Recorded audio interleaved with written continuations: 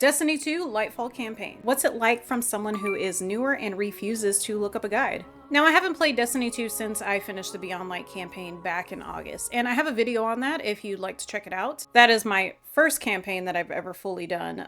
No, I have not seen which order of campaigns I should be going in because I haven't looked anything up. I'm very stubborn. Can't help it. I really don't have that many hours in Destiny. I don't know how many hours I have in Destiny because I forgot, but I'll put a screenshot right here. So after I finished that Beyond Light campaign, I left the game. I was still kind of confused. I was having a hard time getting back into it. I really didn't want to pick up the controller and go back. I returned to the game because I'd already purchased the Lightfall campaign back when I had purchased the Beyond Light campaign, which they were on sale in the Xbox store, I don't know, back in like July or something like that. Because I had bought it already and spent the money, I figured I might as well just get my money's worth and play it. I didn't have anything better to do at the time. Well, Lightfall, I get it. I get Destiny's it factor now. I hate looter-shooter games. Shooter-looter games.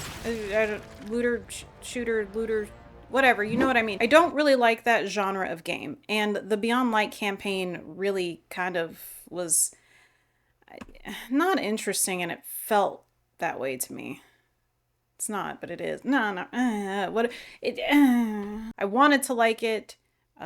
It was okay. It wasn't terrible. It just wasn't for me. Now, I got a lot of comments underneath that video of people telling me that I should watch Biff's content because he explains the lore of the Destiny universe. And that was one thing that was really confusing me in Beyond Light, was that I actually just felt like I was thrown in and I didn't know what was going on. I didn't know who the characters were. I didn't know who was good, who was bad, why we didn't like these people, why that bug guy was cool, but the other bug guys weren't cool. I kind of got it by the end of the Beyond Light campaign, but I was still, just like I said, still confused by the end of the campaign. So, for those who told me to watch Biff's videos, I haven't done it yet. Now, I didn't look anything up. I don't know what to expect when I began this campaign, but it certainly wasn't a JoJo villain / Marvel crossover. Nimbus is just your average Neptunian high schooler, apparently. I'm sure the book talk girlies would be absolutely feral if they knew about the existence of 10-foot-tall Neptunians. Compared to Beyond Light, this felt like it actually introduced the setting and your character and what you were doing there and why you were there pretty quickly right away, and it made everything pretty easy to understand. So I never felt confused while I was moving through this story. I really enjoyed Neo Mooney too. Even though this map felt smaller than some of the other maps that I have played on so far, what it lacked in size, it really made up for in just vibes. I was really digging the 1970s retrofuturism meets SeaWorld vibe that they had going on. On a side note, I've always wanted a conversation pit. This one made me want it even more. Now I feel like if I don't have one before I die, I'm gonna die and I'm gonna come back and I'm gonna haunt every billionaire who made it impossible for us to buy homes in this day and age. I mean, I probably might do that anyways. I'll be dead. I'll have a lot of free time. I also really enjoyed all the little touches that helped make the city seem like it was housing a stable population before war broke out on their doorstep. So, you know, little things like this mural or just kind of the lawn chairs that are around, or this really cool bar that's just sitting out in the open air area. There's even like a little self-service kiosk looking station over to the side where it looks like people might go to order food or something. Anyways, I like the extra attention to detail that brought. Speaking of war, the missions in this campaign were just straight up fun. I mean, during Beyond Light, it felt like I was doing a lot of tedious and repetitive back and forth. And I say that as someone who has well over 1,000 hours in Final Fantasy XIV. And that's got a lot of tedious back and forth shit. But Lightfall, entertaining start to finish. I mean, I was in a war, you know, like I'm shooting things and then I'm hopping on a tank and then I'm shooting more things and then I'm defending a turret and then the cavalry kind of comes in, and just fun. Just good old-fashioned fun.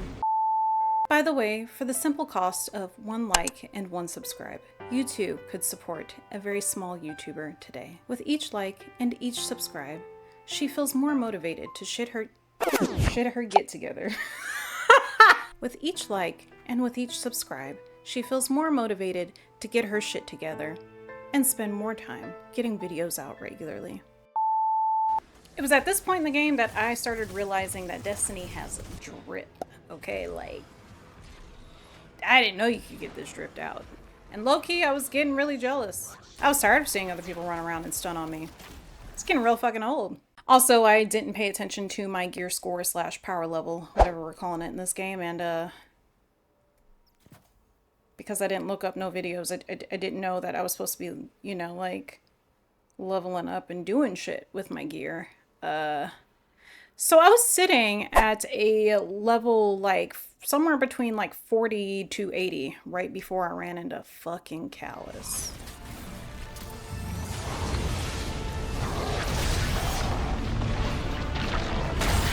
I did it, though. I beat him. I beat him by myself because I'm stubborn, and I didn't want to ask for help because that's bitch shit, so I figured it. But that's what made me figure my gear shit out, though.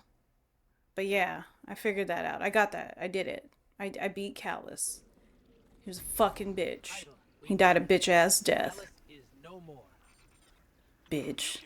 Between Callus and his damn running around and hitting you, and honestly, he wasn't even all that bad. It was them damn tormentors throwing you off the edge, fucking silencing you. You couldn't even do a little Spider-Man thing. But once I figured out my gear, it actually wasn't that bad. Gear was the problem. I ran into that fight, I think, at like a level 80. I'm not gonna lie, the ending cutscenes leaving you on a massive cliffhanger would have pissed me all the way off if I knew that I had to wait for the next expansion for the story to kind of like catch up and shit. However, the beauty of starting a game later than everybody else and being so far behind the curve is that all I gotta do is just keep on going. And this might be the part where I actually look up the order in which I should play things, even if I don't look for help, because it would help to have the stories consecutively run together and not be out of place and out of order. I can see now that in 2025, going into 2026, if you want to begin Destiny and actually be successful at this game, you're going to need to do two things. You're going to need to A, make friends, and you're going to need to B, sign up for the Destiny courses at YouTube University. But guys, I got a confession to make. I'm stubborn as hell. I know I've said it a million times already. You know that one guy who starts his videos where he was like, so-and-so had a problem. I can't remember his name right now. I'm going to insert it like here or here somewhere. I'm going to put a picture up because y'all know who I'm talking about. Anyways, I hope he never does a video on me because he's going to start it out with, Shikachu had a problem. She was fucking stubborn. I have now done 2 campaigns without looking up jack shit. And you know what? I'm gonna keep going. Because you can't make me, and Bungie can't break me. Fuck you, Bungie. Lightfall was honestly a way more enjoyable campaign as compared to Beyond Light. Beyond Light was confusing and repetitive. But there was so much to enjoy in this campaign that nothing really bothered me. It kind of just rolled right off. And the crazy thing is from what I gather, just kind of from reading through comment sections, this isn't even one of the community's favorites in their, you know, list of campaigns. That actually makes me want to shell out more money for campaigns, work on my gear, and log in every day in order to complete bounties. I'm not gonna lie though, I do see your guys' problems and complaints with Bungie. I get it. Exhibit A. It's between stuff like this right here and the fact that you have to attend YouTube University in order to understand what's going on in Destiny 2. Those are kind of the 2 things that kept me away from Destiny for so long. What has actually changed my mind and has made me want to keep going in Destiny has actually been the community. You guys are awesome, you're witty, you're funny.